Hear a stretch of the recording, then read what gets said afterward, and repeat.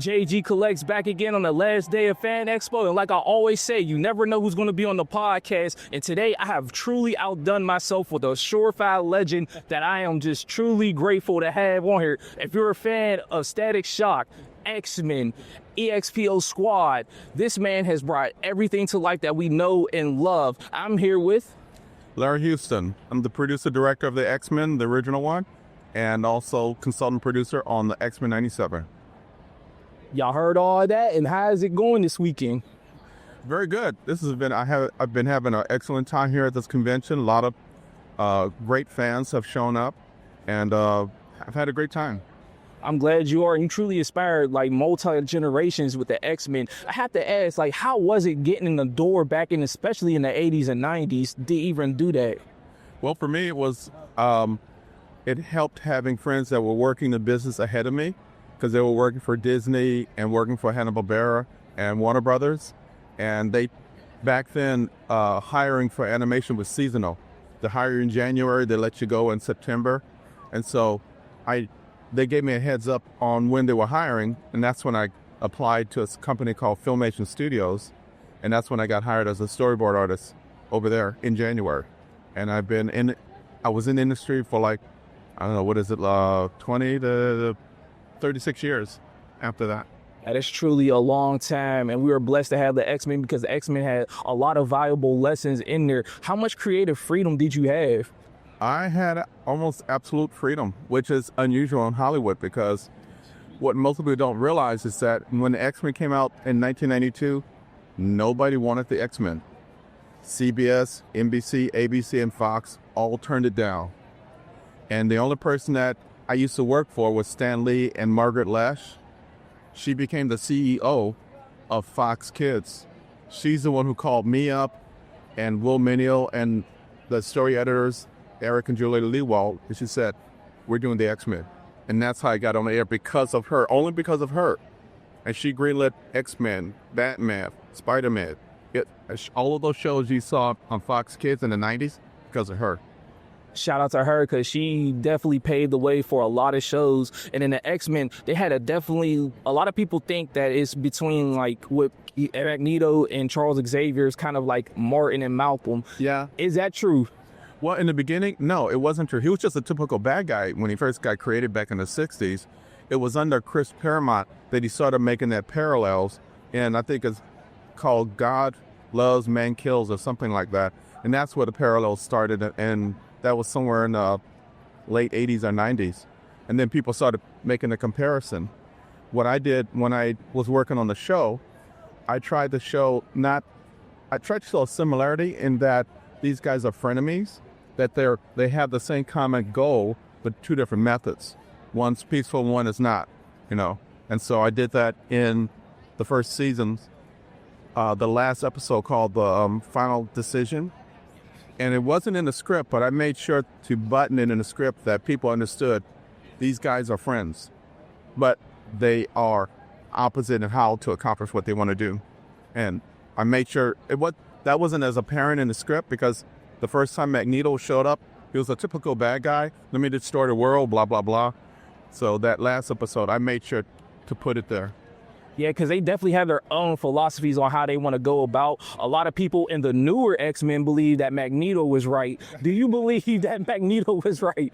Well, let's see. I would say that Xavier, when he first started out, had the right idea. But as times change, you got to be more Magneto, get in the face, because they get in your face. You got to get in theirs, When they were bringing back X-Men 97, were any of y'all worried that it wouldn't have the same reception as the original? They were, I'll put it this way, there were a lot of fans out there like you who enjoyed the original series. My series ended in 97, so between 97 until Disney bought the rights back, you got almost like 32 years. And so they weren't sure until they posted it on Disney Plus that we're doing the X-Men. And then there's the one indicator that they know was subscriptions. It spiked, so they knew they had a hit on their hands, and so they funded the show. And I'm glad they did, because X-Men 97 was a hit. It was great. And now we want to know, when is the new season going to be out? I was hoping this year, that it would be out. And I've heard conflicting information from executives at Disney if it's going to be out this year or next year. So I'm not sure. Unfortunately, I wish I was more sure. But I'm not in production. I'm actually a consultant on the creative part. And so I'm hoping, but some people say next year. But I'm hoping this year. I'm hoping this year too. And you also worked on other shows other than the X-Men in the 90s. Was it hard to have a creative process and not have a burnout between going in between Johnny Quest, X-Men, Spider-Man, Batman? Well, I could tell you that, ever since elementary school, I've been a fanboy. So I've been reading comics and watching fantasy shows and stuff. No, actually for me, I didn't have a burnout. I was like a kid in a candy store. 80s and 90s, everybody was asking me to work on their shows. And I loved it. I did not have burnout and any of that stuff. That was it was fun. Every day was fun. And about when I was director on, Johnny Quest, which is a show that I grew up with. So I got a chance to put my spin on it, meaning that I tried to be as close to the original as I could. Maybe age the kids up a little bit, but keep that type of high adventure going on. I was the director of the second season of the Fantastic Four. And in that, I made sure to go back to the original stories and do the stuff that inspired me and try and do what I did with the X-Men. I tried to do it with the Fantastic Four. So if you see it on Disney Plus, my episodes are episodes 14 to 26. And you'll see a distinct difference between the first season and second season. I love that. I'm about to go back, rewatch, and see if I can see all the differences. And one of my personal favorites, Static Shock, it was big for my childhood because we didn't really see a bunch of teenage black superheroes. So how was it, the process going through making Static Shock?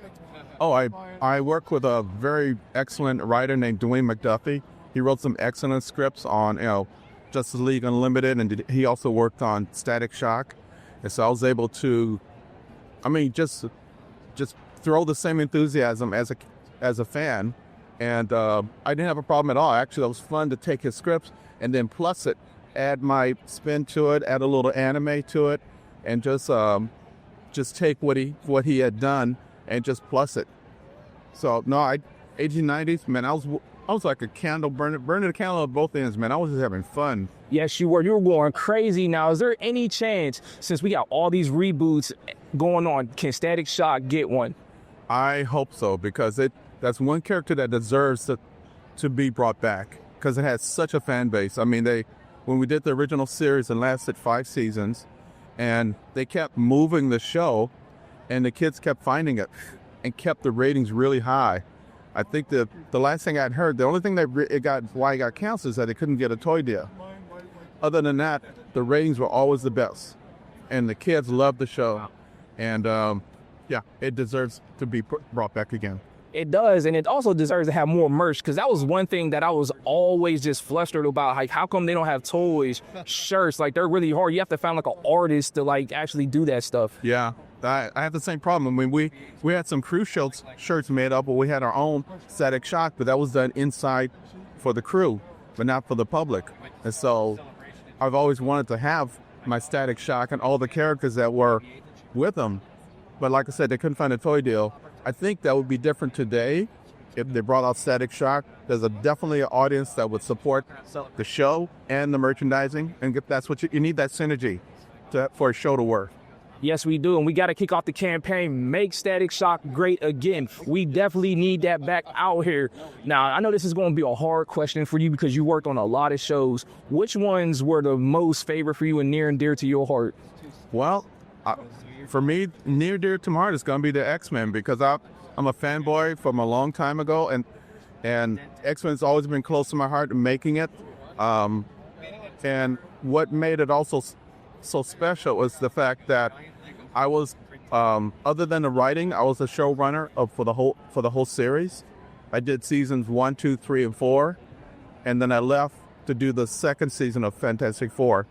And with both series, I was given control over what I was doing, kind of like the showrunner. So I did not have to get a lot of approvals for anything. So whatever I wanted it to be was what it was. And I love to hear that. Now, do you have any other shows that are coming up that you want to talk about before we get out of here? Let's see, I'm working on X-Men 97 season 3 already. So I'm ahead of you guys. So you guys, I've already seen season 2. It's already in my rearview mirror. And so we're doing season 3 right now. I'm doing my own properties I'm working on, trying to get stuff ready, maybe get it into a live action movie and stuff. And so